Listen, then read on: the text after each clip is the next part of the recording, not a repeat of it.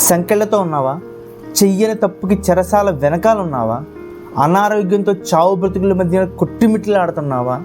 ఇంటికి చేరలేక, స్వదేశానికి చేరలేక ఏదైనా దేశంలో ఇరుక్కుపోయావా? నీకు సహాయం చేయకుండా నిన్ను ఇరికించేశారా ఎవరైనా?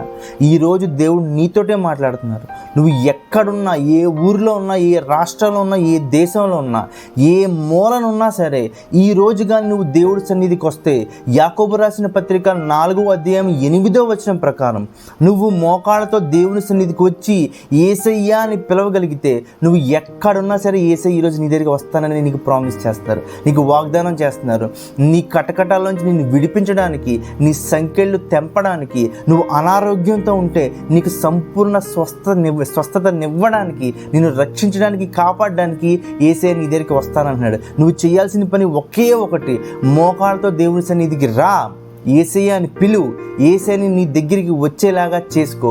యేసయ్య నీ దగ్గరికి వచ్చి నిన్ను రక్షించి, నిన్ను కాపాడి, నీకు స్వస్థతనిచ్చి, నువ్వు వెళ్ళాల్సిన గమ్యానికి నిన్ను చేర్చి, సదాకాలం కూడా నీకు సహాయంగా ఉండడానికి సిద్ధంగా ఉన్నాడు. కాబట్టి దేవుడి సన్నిధికి రా, మోకాళ్ళతో ఆయన్ని పిలువు. God bless you. God bless your families.